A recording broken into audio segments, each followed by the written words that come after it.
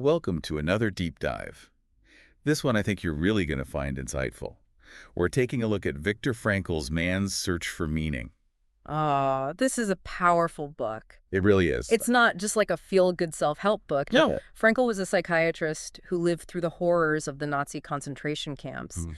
And he really dives into the human spirit and how it faces unimaginable suffering. Yeah. And I know you're someone who is always seeking knowledge and those like aha moments. Oh, absolutely. So I think you'll get a lot out of this. Yeah, and even Gordon W. Allport, the psychologist who wrote the preface, was completely captivated by Frankl's story. And I think he was not someone who was easily impressed. No. And Allport felt that Frankl's concept of logotherapy, which we'll get into, had something really unique to offer. Yeah, it's really fascinating how Frankl, he doesn't just recount his experiences, he analyzes them.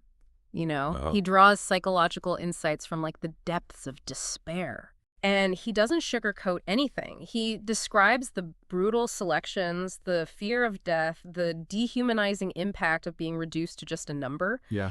And there's one anecdote that I found particularly striking. Okay. Frankl had, years of his life's work in a manuscript, and he was carrying it around with him. Oh, wow. And a guard just dismissed it as shit. Oh, my gosh. And it highlights the sudden shift in reality, the need to just completely mentally shed his former life. Wow, that must have been so difficult to process. Yeah. To have something that was so meaningful to him, so precious, just be completely deemed worthless. Mm. It makes you wonder how he began to cope. Yeah, and how others did as well. Yeah. So Frankl observed 3 distinct psychological phases that he and other prisoners went through. Right. The first is kind of a natural response to that kind of trauma, and that's shock and denial. Right. Like the mind's way of buffering the impact. Right. But the second phase, apathy, that one I find really interesting because it's like this emotional numbness, a detachment that allowed prisoners to just function. Wow. Amidst all this horror. And it's striking, this juxtaposition of like physical resilience with emotional detachment. Sure. So, for example, like he describes how, they had terrible hygiene, but their gums remained surprisingly healthy. Really? And they could sleep soundly next to their snoring comrades, oblivious to the discomfort. Wow. So it's like their bodies were adapting to the harsh conditions, but their emotions were retreating. Precisely. To survive. Exactly. Wow. There's this very poignant story. As they were passing through Vienna on a train, Frankl requested to see his childhood home from the window. Oh, wow. You would expect some kind of surge of emotion. Right. But his fellow prisoners, they just met him with indifference. Oh, wow. Like they were detached. Detached from those memories that once held meaning. Exactly. It's almost chilling, that emotional blunting, but I guess a survival mechanism in that dehumanizing environment. Yeah. Now, I know Frankl also talks about the obsession with food. Yes, because that meager bread ration became a focal point. Yeah. It became a symbol of survival. And he describes, internal debates like, how do I make this last? Right. How much should I eat now? Should I save some for later? Right. And then the fleeting moments of satisfaction from just a simple mouthful. Right. And then there's the sound of that whistle every morning. Oh, yeah. Signaling the start of just another grueling day. The dread. Can you imagine day after day hearing that sound? Yeah, it's hard for us to even fathom. Yeah. But even in this abyss of suffering, Frankl was able to find glimmers of meaning. You're talking about unexpected moments of humor. Yeah. The importance of focusing on the relative nature of suffering. Like being grateful to be in a camp without a gas chamber, even though conditions were still horrific. Right. It's such a stark perspective, isn't it? Finding something to be grateful for in that situation. Yeah, and that's where we start to see the seeds of his concept of tragic optimism taking root. He talks about the power of love, how he would find solace in imagining conversations with his wife while he was marching to work. Wow. That connection, that mental image became a source of strength and purpose for him. It makes you think. Yeah. What sustains you during tough times, what keeps you going when things are really difficult. Yeah, it's a powerful reminder that even when we feel like we've lost everything, we still have the power to choose our attitude, to find meaning in the most challenging of circumstances. But Frankl goes even further. Yeah. He suggests that suffering itself can become a task, an opportunity for growth. It's interesting because he doesn't shy away from the darkness, but he finds a way to illuminate it. Yeah. He was very influenced by Nietzsche's quote, "He who has a why to live for can bear with almost anyhow." If we can find meaning in our suffering, even in the most horrific situations, we can transcend it. It's not about glorifying suffering, but recognizing its potential to shape us. Right. And that leads us to Frankl's concept of logotherapy. Yeah, his approach to therapy that focuses on helping people find that why in their lives. But before we get too deep into that, I want to understand this existential vacuum that he talks about. It's this feeling of emptiness Okay. and meaninglessness that a lot of people experience, like boredom, apathy, lack of direction. Right. And he even studied his students Oh, wow. and found a surprisingly high percentage of them, both in Europe and in the US, were showing signs of this existential vacuum. Wow, so like a modern-day ailment. Yeah, because I think in today's world, we're bombarded with choices and information. Right. But we often lack a clear sense of direction. Yeah. And this vacuum, it can manifest in lots of different ways, from depression and aggression to even addiction. Right. There's some research that suggests there's a really strong link between meaninglessness and addiction. Okay. Like a desperate attempt to fill that void. Wow, that's sobering. So how does logotherapy help address this? Now, I know Frankl uses the example of an American diplomat who was feeling unfulfilled in his career. Yes. And how logotherapy helped him find his true calling. It's really all about uncovering that hidden meaning in our lives. Yeah. What Frankl calls the logos. Okay. And the therapist is kind of like a detective, helping patients piece together the clues to their own existence. Okay. And this meaning, it's not just something that's handed to us. We have to search for it. We have to wrestle with life's challenges. Right. We have to find our own answers. It's a process. Right. It's an ongoing journey. He uses this great metaphor. He talks about a movie and how each frame on its own might seem completely random. Yeah. But the meaning of the film only becomes clear when you see the whole thing at the very end. And it's the same with life, right? We need to experience each moment, each frame, to understand the bigger picture. But Frankl doesn't just focus on those individual moments. He tackles the big questions that I think we all grapple with. Yeah. Suffering, guilt, and death. He calls those the tragic triad of human existence. And here's where his concept of tragic optimism really shines through. Right. He acknowledges that life can be so difficult, Absolutely. filled with pain and loss. Yes. But he also believes that even in those darkest moments, we can find meaning and purpose. Yeah, it's not about denying or minimizing suffering, but it's about finding a way to move through it, Right. to grow from it. He even talks about attitudinal heroism. Yes. Those who choose to face suffering with dignity and courage. Like the prisoners, for example, who shared their last piece of bread. Right. Or there was a man named Jerry Long. Okay. And despite being paralyzed from the neck down, he found a way to not just survive, but thrive. Wow. And Frankl uses that as an example of the defiant power of the human spirit. Wow, that's incredible. And there are countless other examples, like the Polish cardiologist who helped to organize the Warsaw Ghetto Uprising. Oh, yeah. And when asked about his heroism, he said that true heroism is facing inevitable death with dignity. Wow. It's such a powerful statement, a reminder that strength really lies not in the absence of suffering, but in our response to it. And Frankl argues that tragic optimism isn't just this nice idea. He actually points to research on Vietnam War POWs. Oh, wow. Many of whom found ways to grow from their experiences despite the horrors they endured. It's amazing. He also brings up this thought-provoking theological concept of the mysterium iniquitatis, which suggests that some evil is just inexplicable, beyond any psychological or sociological framework. It's a sobering reminder that we may never fully understand the depths of human cruelty. Yeah, it is. But what I find fascinating is how he applies that to language. Okay. He actually wrote in German, Right. the language of the Nazis, to illustrate that language itself isn't evil. Right. It's how we use it, it's how we choose to express ourselves that really matters. It emphasizes our agency. Yes. Right. We're not just products of our environment. Exactly. We have this capacity for free will, for moral choice. We have that power. He has this powerful imperative. Live as if you were living for the second time and had acted as wrongly the first time as you are about to act now. Wow. It's a call to mindfulness. Yeah. To truly appreciate each moment and to make the most of it. He also beautifully contrasts the possibilities of the future with the realities of the past, arguing that older people shouldn't be pitied, but envied. Yeah, that's an interesting perspective. It is. Why does he say that? Well, he suggests that older people with their wealth of experiences, both joyful and painful, Right. possess something truly precious. Okay. A past filled with deeds done, the loves loved, and the sufferings that they have gone through with courage and dignity. Ah. And he says that those realities can never be taken away. Yeah. It's a really beautiful way to look at aging, right? Focusing on the richness of a life lived. Yeah. And it circles back to his core message, Yeah. that finding meaning is an ongoing process available to us at every stage of life, even in the face of death. Absolutely. And he doesn't just offer these, philosophical musings. Yeah. He actually provides practical advice for those struggling with meaninglessness.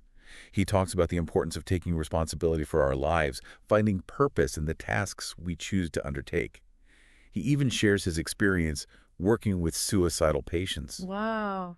urging them to hold on to hope, Yeah. even when it seems like there's nothing left. That's the essence of his message, right? Yes. A radical hope in the possibility of transformation, even in the darkest of moments. And that hope is contagious, right? Yeah, yeah. It's this reminder that even in the face of suffering and death, life can be filled with meaning and purpose. And he doesn't just tell us to find meaning. Right. He provides these concrete avenues to cultivate that tragic optimism. So what are those avenues? What are some things that we can do to actually cultivate this tragic optimism in our own lives? Well, first and foremost, Frankl emphasizes finding meaning through work. Okay. Not just any work, but something that we're passionate about, something that uses our skills and challenges us. Makes sense.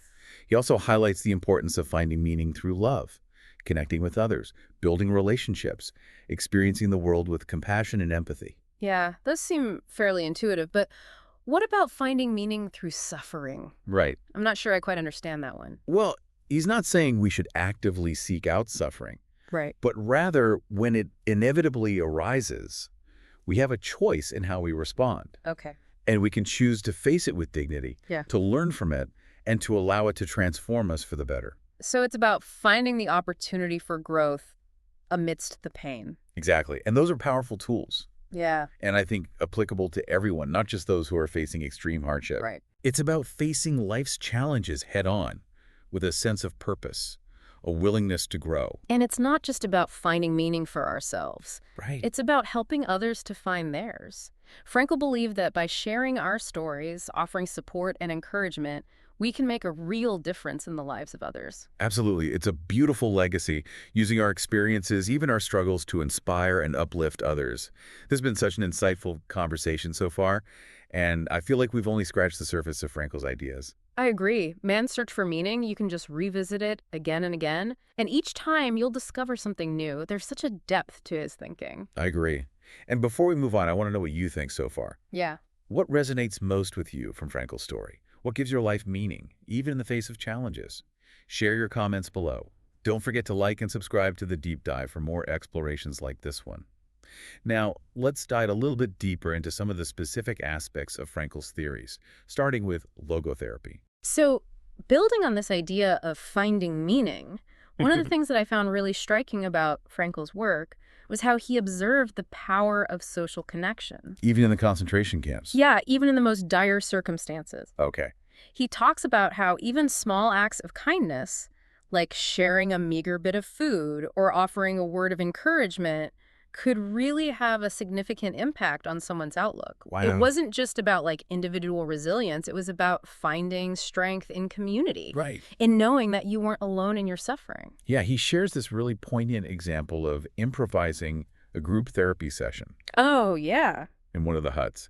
The prisoners were feeling really demoralized after a particularly brutal day, and the lights had gone out, Oh, gosh. adding to this sense of despair. Right. And It's a situation just ripe for negativity and hopelessness. Right. But Frankl saw an opportunity Right. to offer a glimmer of hope. What'd he do? So what's so compelling is that he didn't sugarcoat their reality. He acknowledged the horrors they faced, Yeah. the loss and suffering, but then he skillfully shifted the focus. Okay, shifted it to what? Like their inner strength. Exactly, to reminding them that even in this seemingly hopeless situation, they still had the power to choose their attitude, Yeah. to find meaning in their suffering. And he quotes Nietzsche again, saying, "That which does not kill me makes me stronger." Wow. It's not about seeking out suffering, but about finding the strength to endure it. and to possibly even grow from it. Right, and he didn't just focus on the present moment, right? He also talked about the importance of having something to look forward to, a future goal that gives life purpose. Yes, because he reminded them that, no one knows what the future holds. Right. Even in this situation, unexpected opportunities for good fortune might arise. It's about cultivating a sense of hope even when the present seems bleak. Yeah, and he didn't shy away from the spiritual aspect either.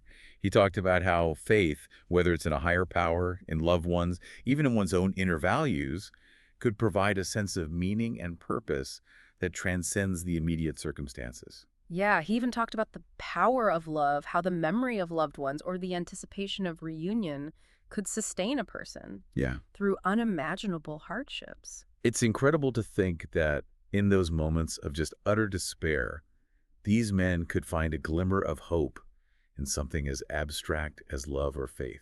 It really speaks to that profound resilience of the human spirit. It really does. And he also encouraged them to find meaning in their sacrifice, Okay. even if it seemed pointless, in the face of such overwhelming suffering. Right.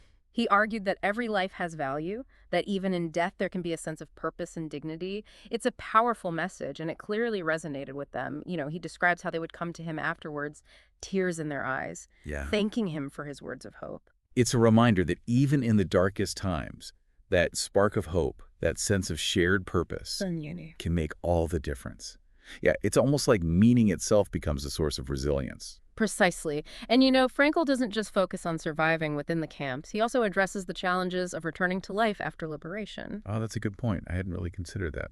So what kinds of challenges did they face upon release? Well, there was this phenomenon that he called depersonalization, where after they were released, everything felt unreal, like a dream. Okay. Like they couldn't quite grasp the reality of freedom after so many years of captivity. Yeah, I can understand that their entire reality had been so warped for so long. Right. And then there was this challenge of trying to reintegrate into society, Right. facing a world that often seemed indifferent or even hostile to their experiences.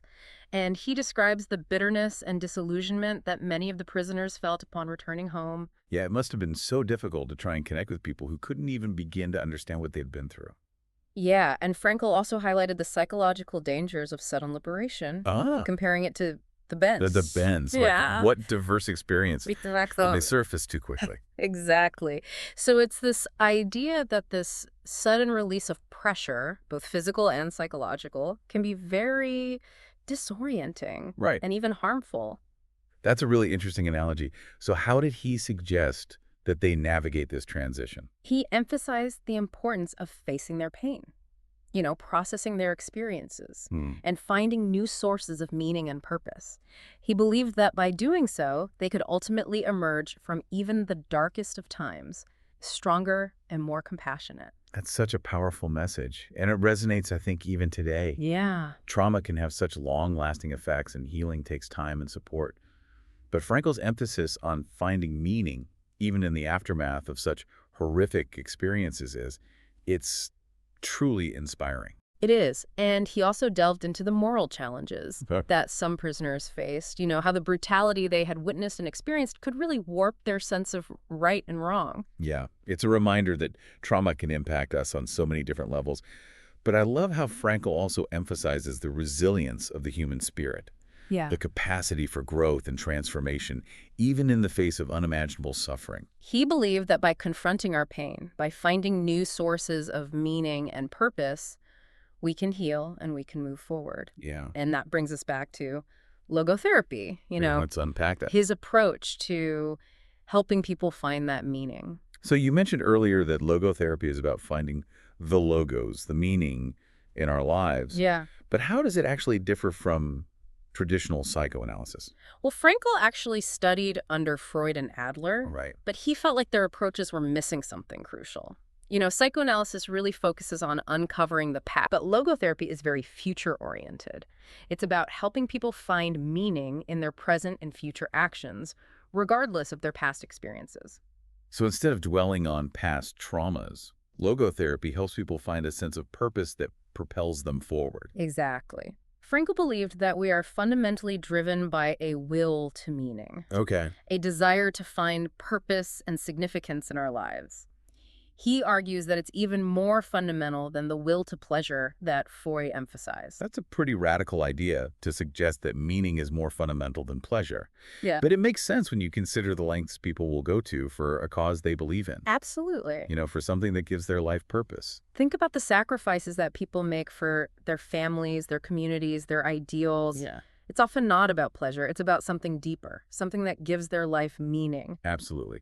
So how does logotherapy actually work in practice? What does a logotherapist do to help someone find meaning? Well, there's a few key techniques that Frankl developed. One is called de-reflection. Okay. And this involves shifting the patient's focus away from their problems and toward their potential, their values, and their goals.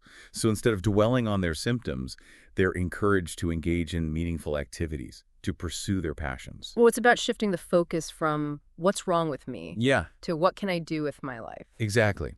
Another technique is called Socratic dialogue. Okay. And this involves asking the patient a series of thought-provoking questions Right. to help them uncover their own values and beliefs.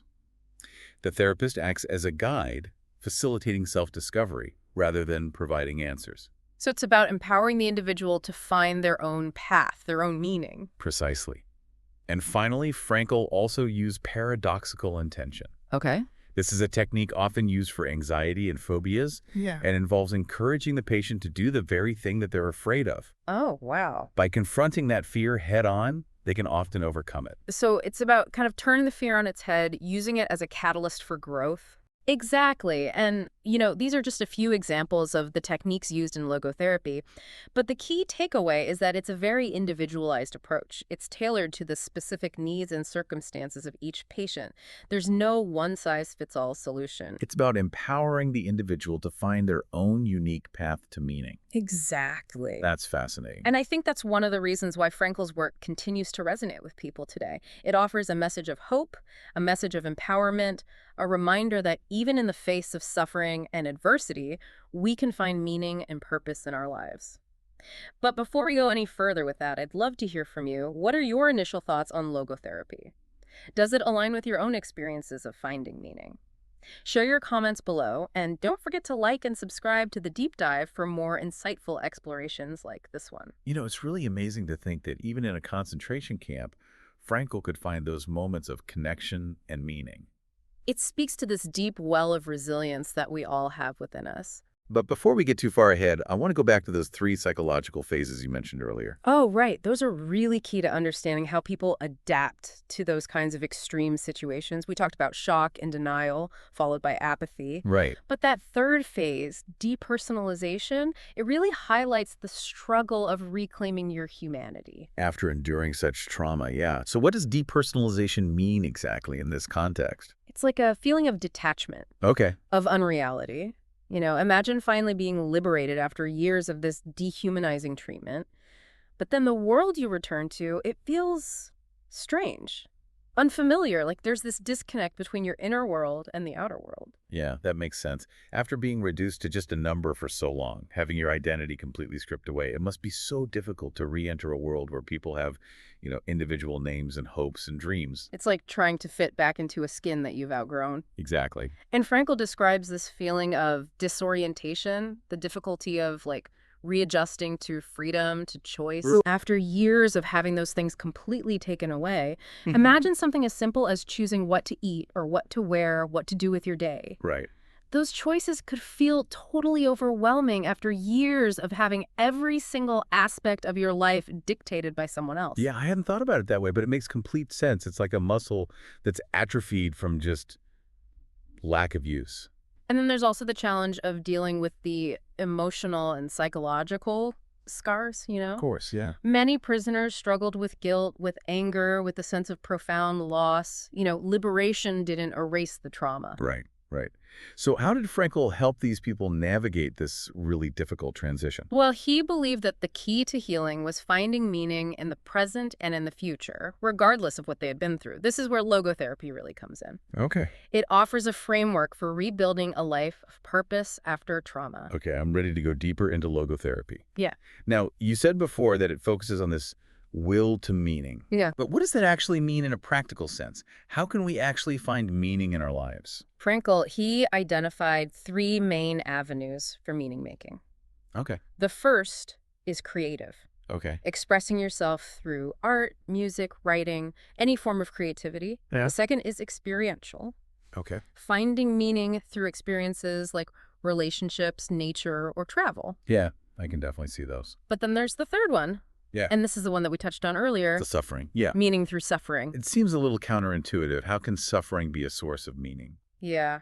Well, he's not saying that we should go out and seek suffering or glorify it. Right. His point is that suffering is an inevitable part of life. We can't always avoid it, True. but we can choose how we respond to it. He believed that even in the midst of great suffering, we can find meaning by taking a defiant stance, Okay. by choosing to maintain our dignity and our values, Hmm. and by finding ways to help others. That's powerful, finding that inner strength, that spark of hope, even in the darkest of times. Exactly. Frankl believed that by facing our suffering head-on, by refusing to be defeated by it, we could actually grow and find a deeper meaning in our lives. It's a message of resilience, of empowerment, of taking control of our attitude, even when we can't control our circumstances. Precisely. And I think that's one of the reasons why his book has resonated with so many people. It offers a message of hope, even in the face of unimaginable suffering. Yeah, absolutely. It's not sugar-coated, but it is powerful. And it reminds us that even in the midst of darkness, we have this capacity for growth, for love, for meaning. And it's a message that's applicable to all of us, not just those who have been through extreme hardship. You know, we all face challenges in life, whether it's illness, loss, or just the everyday struggles of existence. Right. Frankl's message is that even in those difficult moments, we can choose to find meaning, to grow, and to make a positive impact. So how can we practically apply these ideas to our own lives? Someone's feeling lost, lacking direction. Where do they even begin? I think Frankl would suggest starting by asking yourself some really tough questions. Okay, like what? What are your values? What do you care about most in the world? What are your unique talents and gifts? Okay. How can you use them to make a difference? Those are great starting points. It's about introspection, self-awareness, and then finding ways to align your actions with your values. Exactly. And it's also about finding joy in the small things. Yeah. Appreciating the beauty in everyday life. Connecting with others in meaningful ways. Cultivating that sense of gratitude, even when things are tough. Absolutely. And it's important to remember that finding meaning is an ongoing journey, not a destination. It's a process of exploration, of growth, and of constantly striving to live a life that is true to yourself and your values. It's about embracing the journey, the ups and downs, and finding those moments of meaning along the way. Well, this deep dive has been an incredible journey. Frankl's Man's Search for Meaning is a book that really stays with you, prompting you to examine your own life, your own values, your own search for meaning. It's a book you can return to again and again. Absolutely. I highly recommend picking up a copy and really delving into its depths. I agree. And we would love to hear your thoughts. What resonated with you most from Frankl's story? What are your own sources of meaning and purpose? Share your comments below. And if you found this deep dive insightful, don't forget to like and subscribe to The Deep Dive for more thought-provoking explorations just like this one.